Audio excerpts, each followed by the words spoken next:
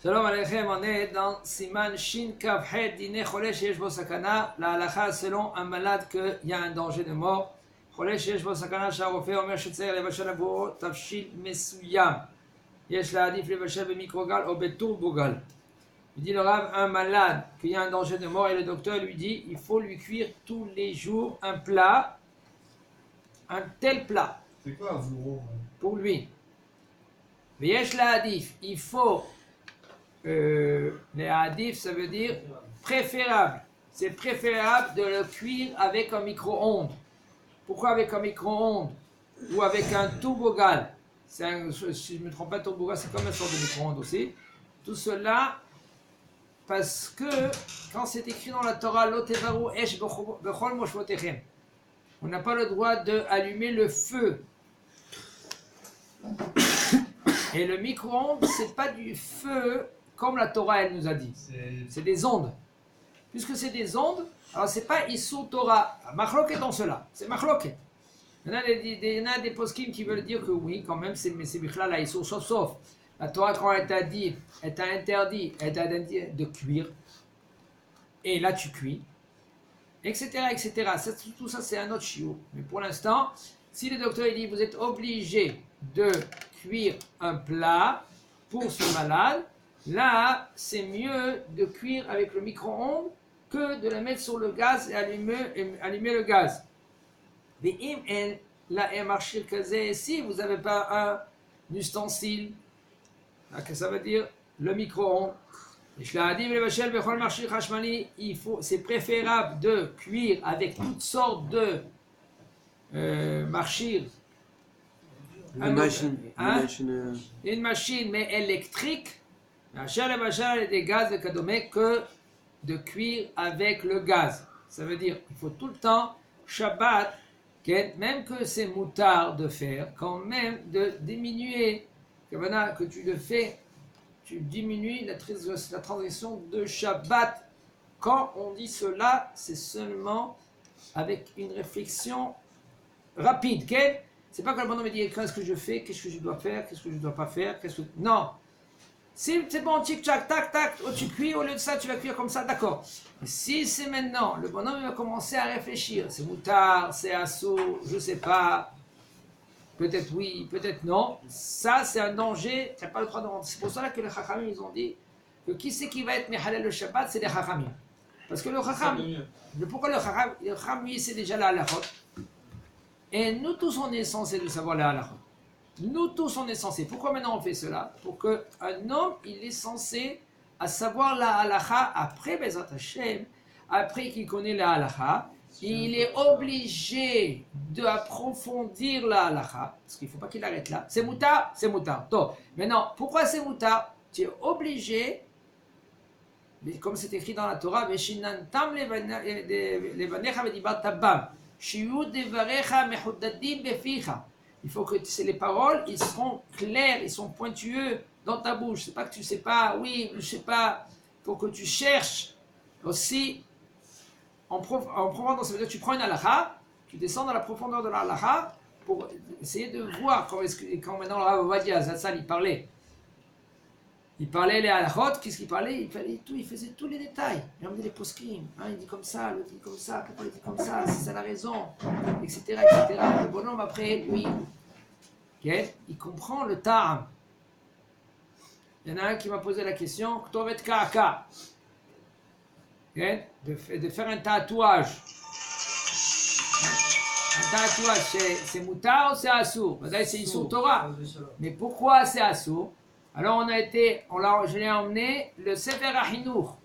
Le Sefer HaChinuch, lui, il emmène tous les mitzvot de la Torah et il explique et il détaille et après il nous donne la source. Pourquoi quand le Baruch Hu, il a interdit le Shoresh? Qui a écrit là? Baal HaChinuch. Il dit là, ben non. On revient maintenant dans la halakha avec le malade. C'est pour cela, quand il faut préparer du thé avec un malade que lui, qu'il a un danger de mort,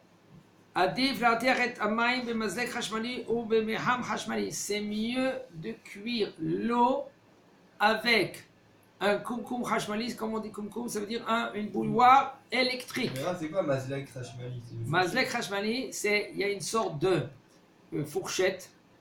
C'est pas exactement une fourchette, c'est comme ça, comme si. Ça a une résistance, comme ça, et à l'électrique, tu branches. Et après, tu prends ce truc-là, tu mets dans l'eau, et ça chauffe le verre. Avant, ils faisaient le café avec, où ils chauffaient l'eau. Quand quelqu'un il se trouve, par exemple, dans les parkings, il se trouve il y a l'électricité, il branche l'électricité, tout de suite, immédiatement, il a cette fourchette-là maintenant qui cuit l'eau. Là, il nous dit le Rav, c'est mieux ça que chauffer l'eau avec le gaz. Il nous dit le Rav, par contre, si tu n'as pas le choix, tu ne sais pas, il ne faut pas maintenant y aller chercher maintenant une bouilloire électrique. Tu n'as pas le temps. Tu prends immédiatement, tu allumes le feu. Okay? Quand tu n'as pas le choix, quand tu crains que si tu vas commencer à chercher, tu vas t'empêcher, okay? Alors tu vas arriver que le malade, il va être mesoukan, il va être en danger. Chaz de shalom.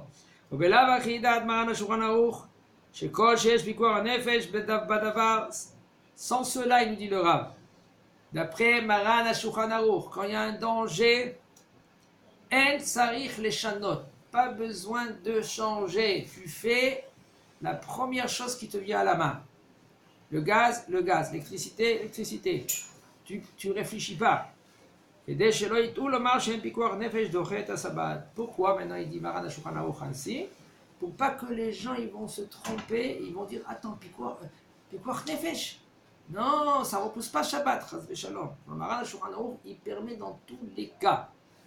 Mais il faut savoir, entre parenthèses, avec une petite réflexion, si un homme, lui, il connaît bien la halakha, tout de suite, au lieu de faire comme ça, il fait comme ça. Au lieu de prendre le gaz, il prend la bouilloire. Oui. Ouais, j'avais une question pour ça, parce que je sais déjà avec les Chinois. En fait, quand un bébé il vient de naître, et maintenant la mère, elle ne peut pas allaiter. On est obligé de faire l'eau chaude à Shabbat. Il n'y a pas d'eau chaude. Et maintenant, il faut lui donner le biberon en poudre au bébé. Alors, on peut faire chauffer de l'eau ou pas? Non. Il faut savoir, le katan, un bébé, ça s'appelle cholesh she'en bo sakana. C'est un danger qui n'a pas de sakana. Alors, qu'est-ce qu'on fait? On prend un goy. Le goy, lui, c'est un moutard qui chauffe l'eau pour le katan. Ah, On emmène un goy. Toi, non, mais tu emmènes un goy. Ok? Où tu vas prendre de l'eau, c'est du goy, aucun problème. Et deuxième chose aussi, parce que c'est arrivé, si par exemple il y a une personne a eu des problèmes, elle a été malade, elle a été à l'hôpital, elle sort de l'hôpital, et maintenant elle était à la choule de cette personne, c'est une personne vieille, et d'un coup elle était assise, et d'un coup elle était évanouie, elle était toute blanche. Il y a quelqu'un direct qui l'a appelé le pompier. Entre temps, dès qu'on s'est aperçu, ils lui ont donné un sucre et tout, là il s'est senti mieux. Parce que après coup, la personne qui l'a fait, c'était une affaire un peu directe. Si maintenant, c'est sûr que c'était un danger de mort, et après Baruch Hashem, il est passé juste à côté. Non, si maintenant il y a un symptôme de danger. C'est un médecin quand même. Alors, si le médecin, lui, plus il connaît dans cela, ça s'appelle Chilul Shabbat, c'est sûr. Ouais. Mais c'est pas un Chilul Shabbat quand après 120 ans on va lui reprocher. Parce qu'au final, il n'y a rien eu, il n'y a pas eu besoin. C'est le docteur, encore plus forte raison. Le docteur lui-même, s'il a appelé, le docteur il connaît de quoi il s'agit. Il y a des choses que nous ne comprenons pas. Comment? Il a dit que c'est dangereux. Voilà, puisqu'il a dit que c'est dangereux, alors là, même Chashash, Pikuach Nefesh, d'après Maran HaShulchan Aruch, Chashash veut dire un doute. J'ai un doute de Pikuach Nefesh, on joue pas avec ça. Seulement si maintenant tu vois, le bonhomme il a mal, eh ben, tu dis bon, lève tes pieds, ou par exemple il s'est évanoui, tu lèves les pieds en l'air, quelqu'un qu'il a, etc. On a dit, le Rav nous a dit tous les cas, plus ou moins. Tu connais que lui il a un mal. Ce mal-là maintenant ça peut passer avec 1 heure, 2 heures, maintenant c'est très grave pour lui, ça peut être un appendicite. Puisque ça peut être un appendicite, alors c'est dangereux. Il faut immédiatement l'emmener à l'hôpital. Tout cela c'est à gérer. Et il faut connaître. שיש צורך לעשות צילום רנטגן לצורך חולה שיש בו סכנה, כדי לברר את סיבת החולי ולדעת את דרך הטיפול, בוודאי שיש להקל בזה. Quand maintenant il y a une demande, on a besoin de faire un rayon X. Röntgen, c'est rayon X. C'est quoi, Siloum, Siloum, c'est rayon X. Scanner, Ah, un scanner, un CT. Il est obligé de passer maintenant sous le scanner IRM. pour voir si maintenant vraiment il y a un danger. Quand on parle que ce malade-là maintenant, il y a un danger, pour voir maintenant si vraiment est-ce que ce danger il est comme il a dit le docteur, oui ou non. Alors, il faut savoir, c'est sûr qu'on doit être Mekel. C'est sûr qu'on doit être Kil. Ça veut dire on doit autoriser.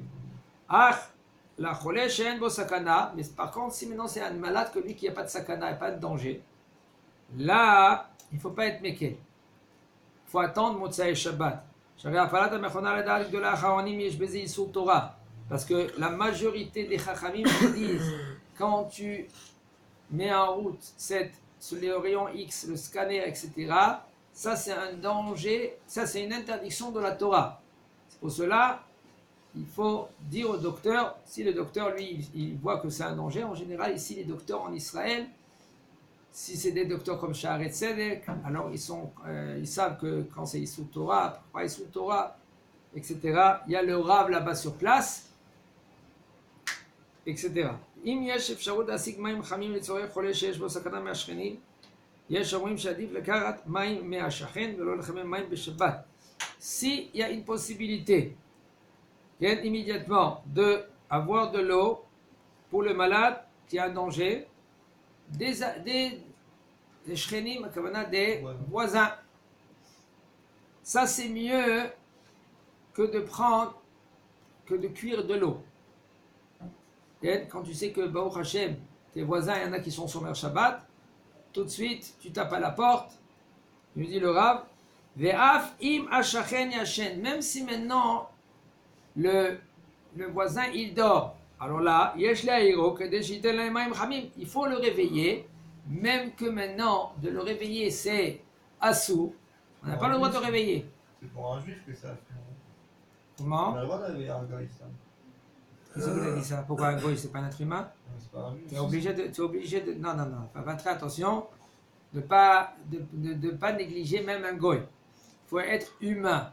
Non, faut pas, mais le issour de réveiller une personne, c'est assour pour un juif. Non, c'est même être gezel à goy, c'est gezel. Ça s'appelle gezel shena, ça. Gezel à goy, si maintenant de voler un goy, ça aussi c'est assour de la Torah. Le Rambam, lui, il dit que c'est encore plus grave que cela. Okay? C'est pour cela, maintenant, quand quelqu'un qui veut réveiller son prochain, il n'a pas fait très attention. Comment marcher la nuit, au milieu de la nuit. Quelqu'un qui veut y aller aux toilettes, il allume toutes les lumières. Ou par exemple, il fait du bruit et tout cela, et tu réveilles tout le monde. Ça s'appelle Gezei Shena. Maintenant, il faut que tu lui rends maintenant son sommeil. Tu peux lui rendre? Ça s'appelle. Si c'est une personne qui dort toute sa vie, elle dort 15 heures par jour. On va. C'est pas à toi à rendre les comptes maintenant. Si maintenant lui il dort. C'est son problème à lui, pas ton problème à toi. Toi, il faut que tu aies un Ben Adam, tu aies un homme. Un Ben Adam, un être humain, il doit se comporter comme un être humain. Tu ne vas pas réveiller tout le monde.